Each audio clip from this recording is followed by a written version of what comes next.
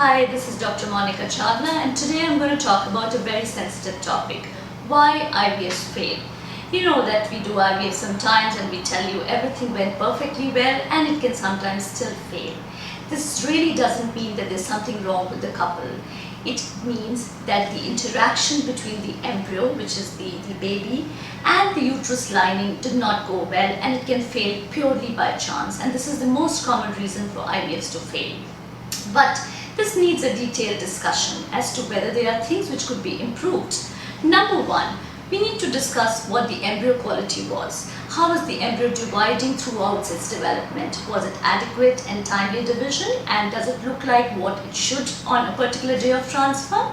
Number two, was the hormonal environment during stimulation and around the transfer good enough for the embryo to fix into the lining of the womb?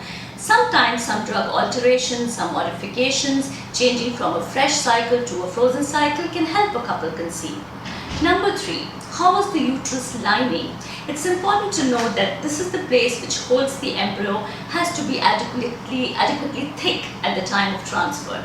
Anything more than 6 to 7 millimeter is usually good enough. Number four, how was the procedure of embryo transfer? Was the process smooth and absolutely painless? And that is how it should be. But if it was traumatic, it was painful, it was difficult or bloody, sometimes this can lead to failure of IVFs. So this needs to be discussed as to whether you need an extra procedure like hysteroscopy. This gives us an insight into the womb as to whether there are factors which can affect the catching of the embryo, and sometimes we can correct these factors. We need to also rule out any water in the tubes by certain investigations. Each couple is very unique and needs a very customized treatment. I wish you all the best in your quest for building a family.